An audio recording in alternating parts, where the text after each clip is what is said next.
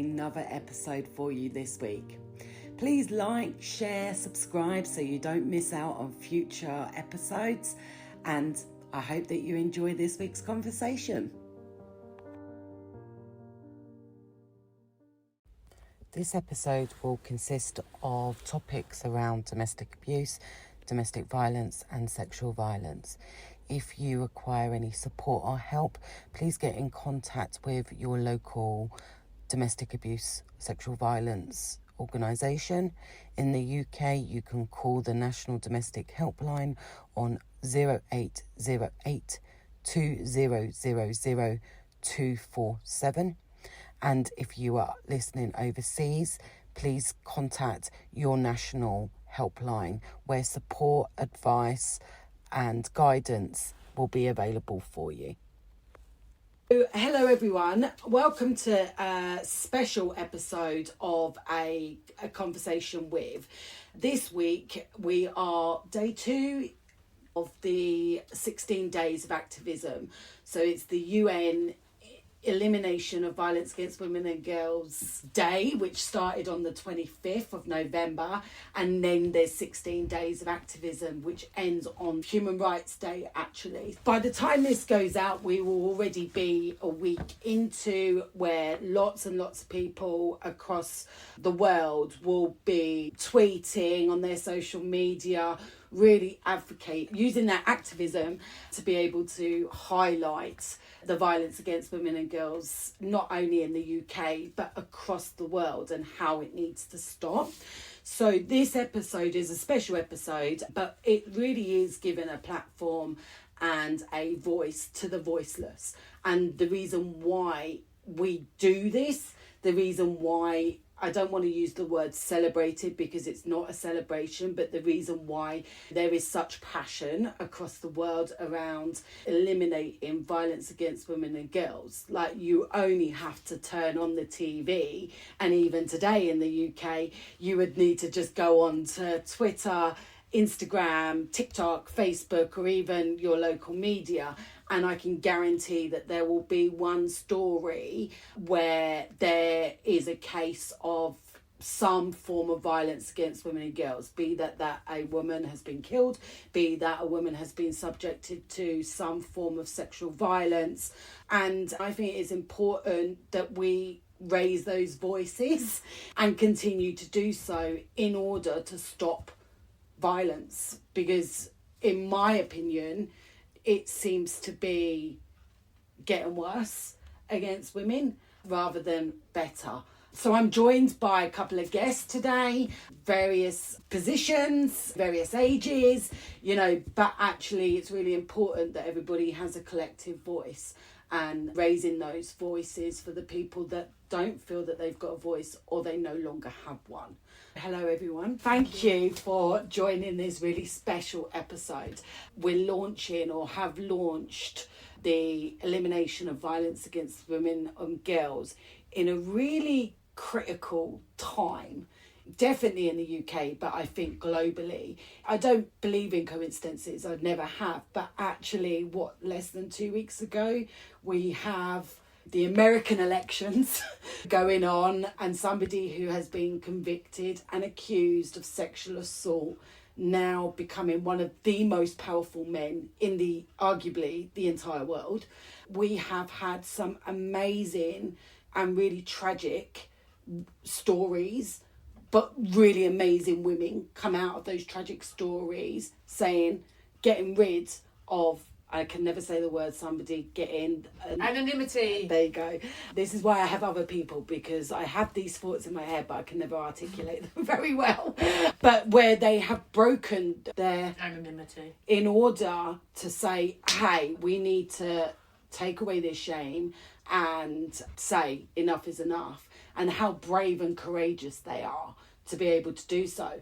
I don't know where people are listening from, but in the UK, we've been inundated for the last 6 weeks, would you say, around the amazing woman who was subjected to the most horrific of abuse in France. Yeah, Giselle Petitcott, definitely. What a legend. But all for the wrong reasons, really. But I want to say, yes, women that come forward are brave, but also those that don't come forward are also brave, because you can't always come forward. It's not safe for you to do so for many reasons. So I think that's worth saying as well, is that yes, this woman is brave, totally and utterly, for doing what she's done. And reversing the shame, I think that was one of her statements, wasn't it? About, actually, I can't remember what the actual quote was, but it was about not her shame, but theirs. And the quote was actually that the shame needs to be transferred back to the perpetrator or perpetrators in her case. And for those that are unaware of this woman, I would urge you to go read her and read her story. But just for a summary, for many years she was drugged at night by her husband, and during that time, I want to say hundreds, like, I think they don't know is the answer, but maybe as many as 200 men raped her while she was unconscious. And those people that raped her, that violated her, not only did they see that she was unconscious, but these people had a position of power within society.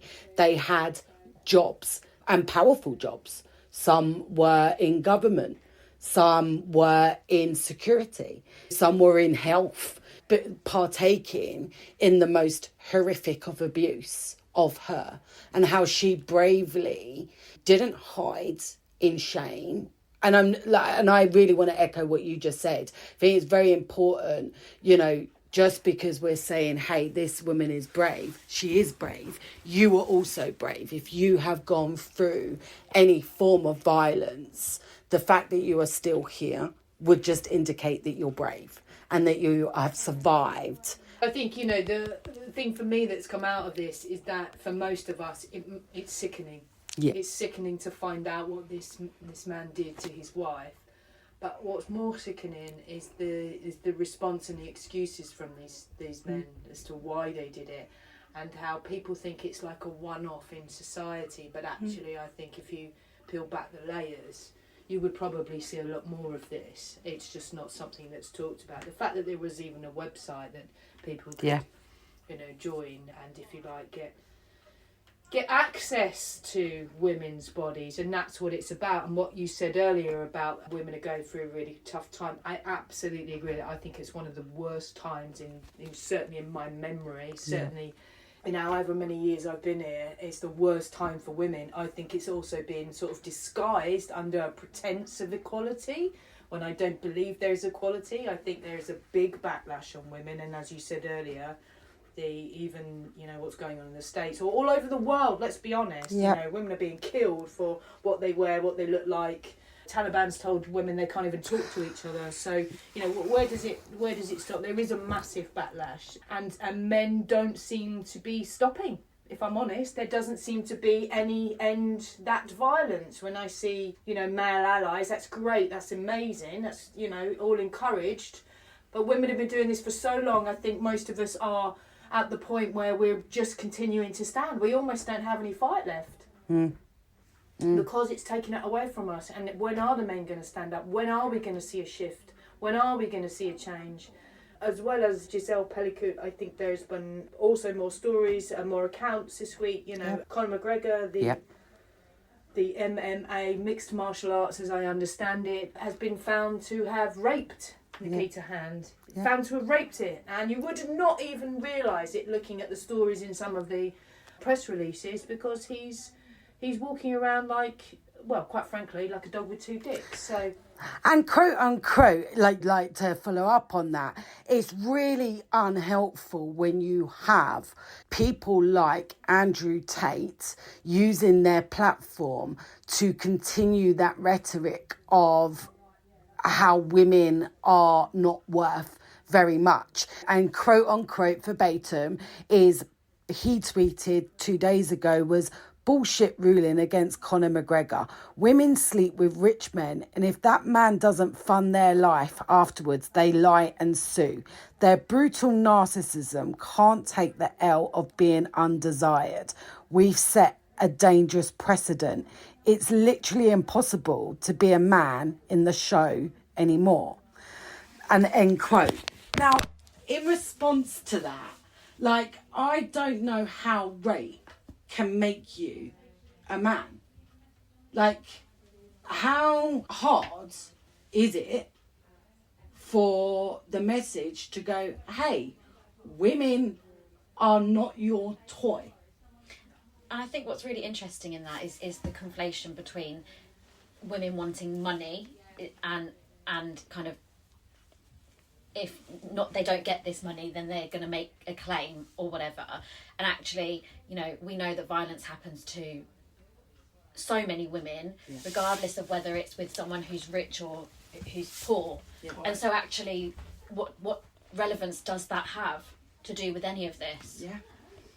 Yeah. I'm not sure he's relevant at all. I'd start to believe now that actually all he does is try and G up young men whose hormones are all over the place. Yeah, hatred or misogyny, and actually that's what he's fueled by, is misogyny.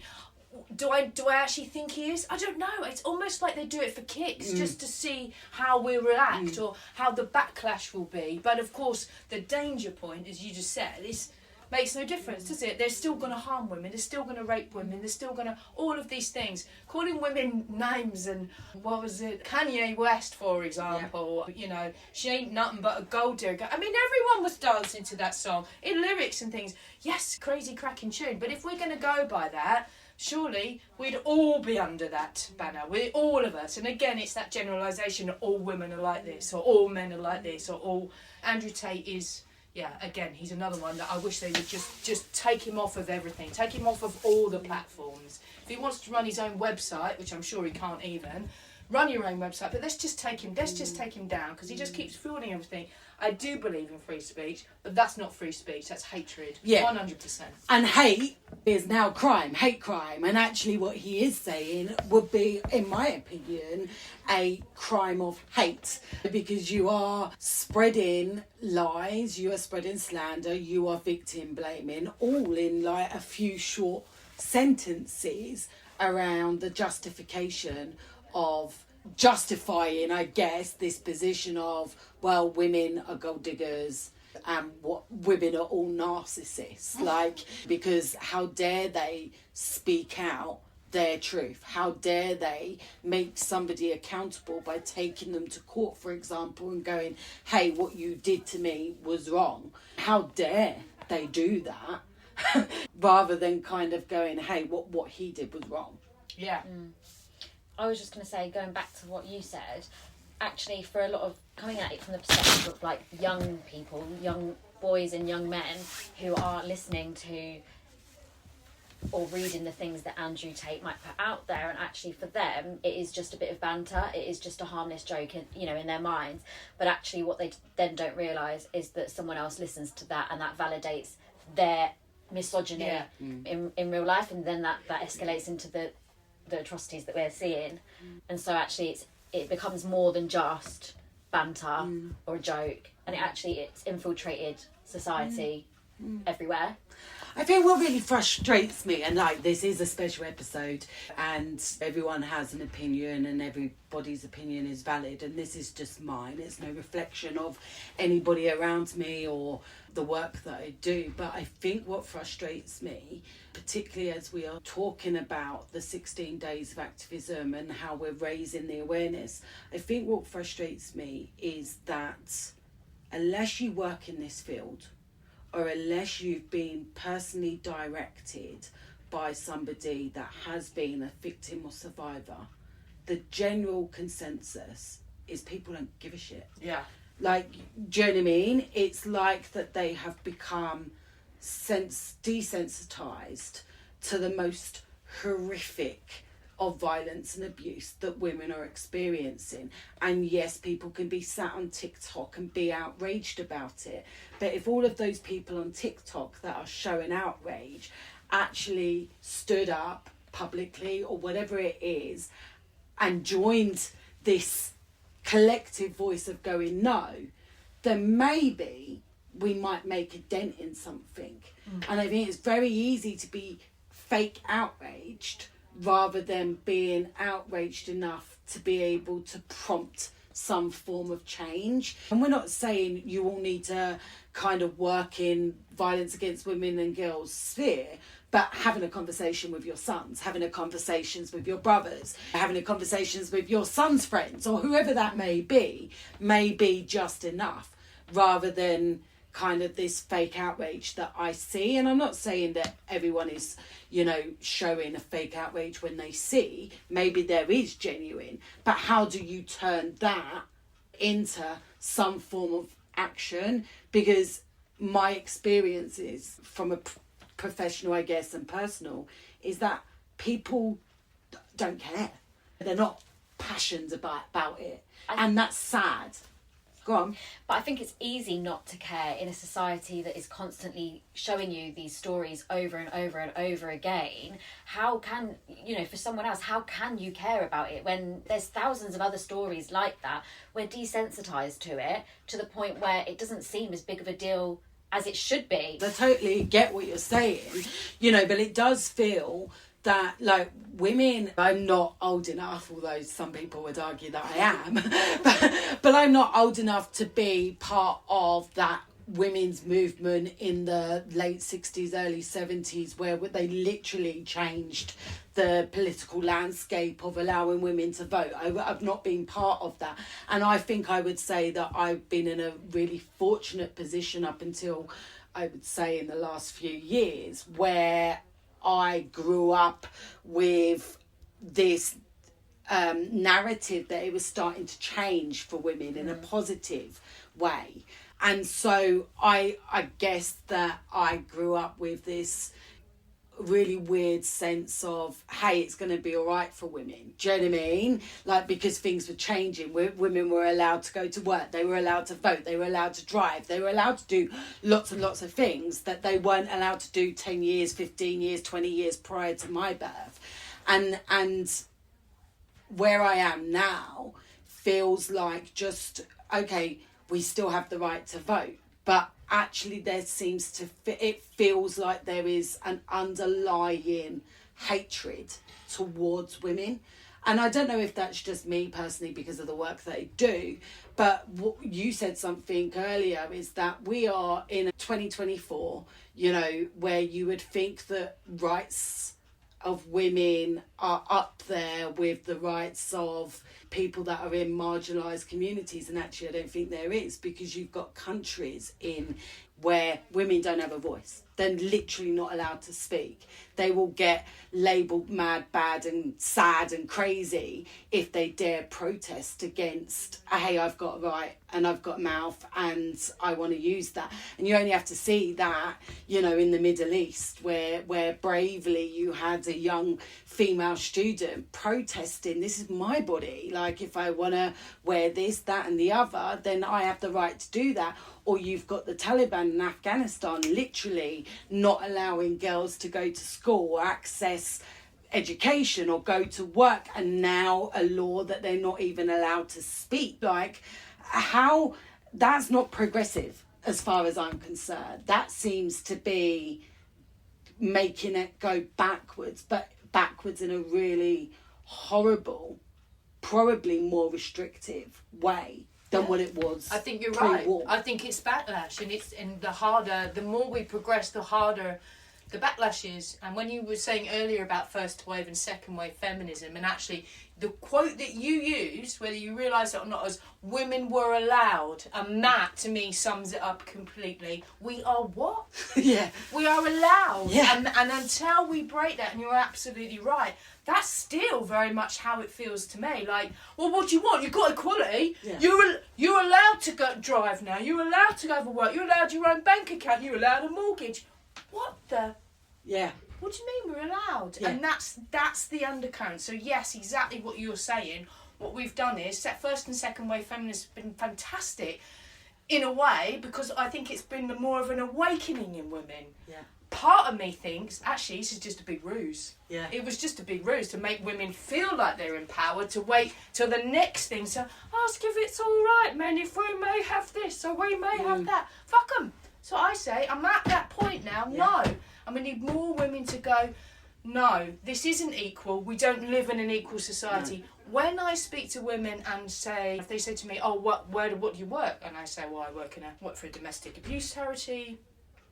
Often I'll get backlash. Well, do you deal with men? Yeah.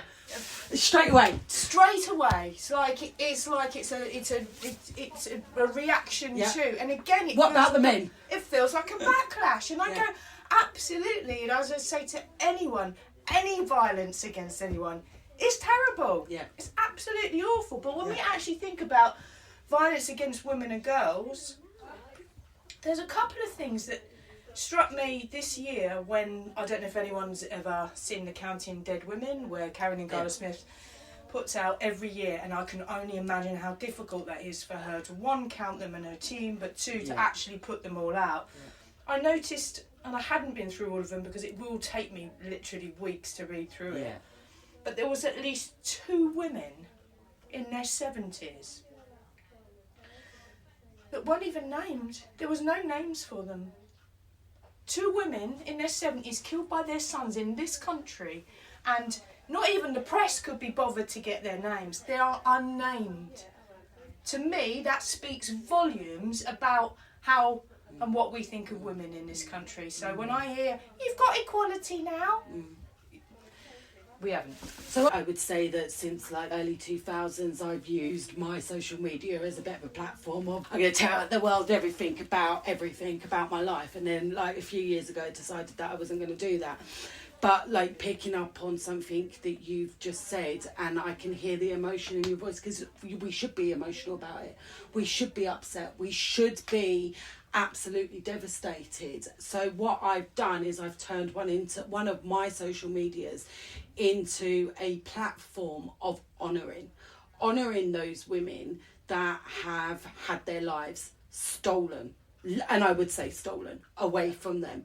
Not taken, stolen by a man, often for grounds of whatever, because there are no reasons, there are no justifications of stealing somebody's life, where I'm using it as a bit of a platform to go, hey, I see you, I knew you, I wish somebody has your voice. So I've been using that for the last few months, like, you know, just as my own personal space to be able to go, hey, I'm not going to name him, I'm going to name you. And I don't need to do anything other than write the caption. Often it's just me resharing the articles from the paper. So I don't need to put my own spin on it, but just enough to go, hey. And actually it's interesting some of the comments that come, because my comments are on. And I don't want to restrict things, because I think it's important to have a conversation. However, some of the comments are absolutely outrageous, where all I'm doing is going, hey, I want to honour this space. This woman has had her life stolen away from her. Her children are growing up with no mother now, because father is going to be in prison. Where is this child going to end up? Where both of its parents lost for no fault of their own, you know. And actually some of those comments immediately, what you said, well, what about the man? Why was she with the child? Why was she not in this space? Why, like, you know, very victim blaming, rather than actually taking it as what I've done, of using it as a space, rather than just saying, hey, rest in peace.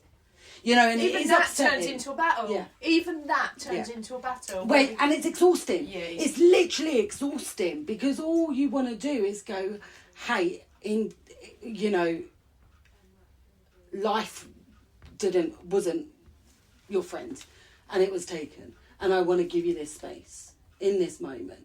And I think that is why I'm so outraged and frustrated. And I think it's important to use this podcast, to use these activist days, these awareness days. But really, when is it going to change, and what needs to happen for it to change? Do you know what I mean? And I think what you said there about not validating that space for the victims, but actually also when we are talking about the perpetrators, it goes back to that conversation that we were having about it being sensationalised, the media sensationalising it. And actually, Giselle saying about the shame, and actually that doesn't happen. We don't see that. We see it all sensationalized. We see big media stories, big coverage of it, but actually where's the shame on those perpetrators? Why is the media not accountable? Why is the media not able to put that shame there and really make it a horrible, shameful thing to do that people don't want to do, that people won't do, but actually we don't have that, so people do it. They can get away with it. And I think because it sells papers, doesn't it? Because there's a sickness out there, isn't it? That's what it is a sickness. All those stories are a sickness, aren't they? And I think what the problem is, what happens is that, and I don't think for 1 second you've got a newspaper editor going, right, we're going to make this person famous. I don't think that for 1 second. But what happens is that they do become infamous and the victims get lost. Anti-victim blaming practices should be present in the media as well. I think it is the media's responsibility to ensure that they are not perpetuating victim blaming narratives which seep into everyday language and everyday kind of understanding of these. Because I know it's only day 2. We've got another 14 days, so 2 weeks. Hopefully I'll be proved wrong, but I doubt I will. But where is the media cover of the 16 days? Where is the national outcry? The national outcry. Because and rightly so, and I am not taking away from the spaces where it's recognised for certain communities, the LGBTQ plus, for example, where you have Pride Month or whatever, or you have cancer awareness days, or colon cancer, or in November no smoke. In November you've got no smoking, so you've got the November with the moustache, the famous moustache. All of them equally valid, and I'm not taking away. But actually, where is this? Why doesn't this have the same gravity that those days and those months do? Where is the elimination of violence against women and girls? Where is the activism? Where is the messaging? Where is the celebration, actually? Because there's some incredible women, just like Nikita Hand, that Conor McGregor's victim, where she's going, hey, it's important for me to say what happened to me because it's in my truth, and people celebrating that, going, do you know what? Exactly what you just said. We're going to shift the narrative. We're going to shift the blame. We're going to shift the shame. We're going to give a platform for these victims. Every time something happens, we're going to give the victim a voice. It doesn't happen like that. Or they turn into the new messiah, right? Like Russell Brand. And I just think that's just I think there's a trick being missed. Because actually, if we want society there's a duty to do it. If we want duty to do it. If we want society to change, if we want this to change, we need to bring these people and they need to care, which goes back to my earlier point, is that unless you work in this field, nobody really gives a shit. Yes, it's helpful with programmes and documentaries such as Queen Camilla putting her hand behind it, but actually that is just a documentary unless you put some action behind it, or the government saying, hey, there's a national emergency against violence of women and girls, and you're not really at this point doing an awful lot. And it's easy to flick on a documentary, watch it, be outraged and turn it off and go back to your life and act like it's all fine. It's easy to do that.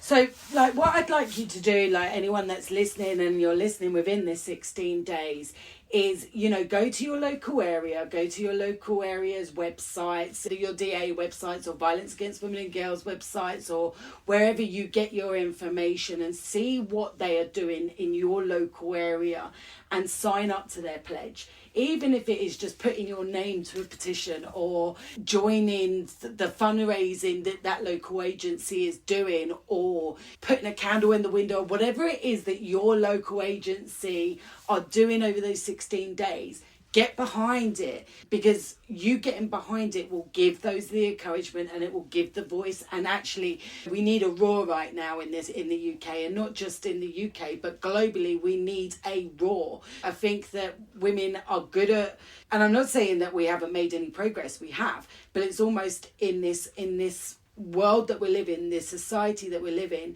we need to go from a meow to a roar and go in, right, nah. And I don't know what that looks like, and I don't know what that means, but it looks like caring. Yeah. Caring. Thank Showing you care, doing things that show you care, just caring Yeah. about this issue is enough. And you as a parent, if you've got children, have a responsibility. You have a responsibility as a parent to teach your girls, teach your boys about respect. And for us, where we are, our slogan is it starts with respect, because it actually does. You know, respecting one another's differences, respecting different genders, but respecting that each gender is no better than the other gender. And this is not an anti-feminist or an anti-masculine episode. This is, hey, we need everybody. We need everybody together, because I have a son and I have a duty that I want it to be different for him as a man, but equally he has a responsibility as a man as he's formulating relationships to have good, healthy relationships, and not the messaging of the misogynists such as Andrew Tate or KSI or Conor McGregor or whoever else, Russell Brand, whoever. And all of these people, I can't be sued for libel because it's out in the public domain what they've been accused of. And I think it's really fitting that the 16 Days of Activism ends on Human Rights Day, because it links back to what you were saying. It starts with respect. It starts with respect for the fact that we're all humans. We're all the same. We're all humans, and we all deserve to live a life free from violence and fear and abuse. Connecting with that fundamental thing of we're all people. We all deserve the same respect. I think the fact that it ends on Human Rights Day is a real declaration of that. Mm. But it's good to remember that it's not just 16 days. It's for us, it's 365 days times however many years it's been. And we will continue the fight. We will continue fighting for you, for those that have a voice, those that don't have a voice, those that are here, those that are not here. I don't want to be pessimistic, but you know, we have to be real, that just because we've recorded this episode today doesn't mean that it stops. So there are going to be some people that are going to experience harm, you know, but it's really important. We see you, we hear you, there is support, there is help out there. Please get in touch with your local organisations, get behind them, support them. And if you need any support or advice or guidance, reach out to them, because they'll be able to direct you. You know, it starts with one voice, and as one voice, it then becomes louder and louder and louder and louder. So it starts with you, and we're here for you.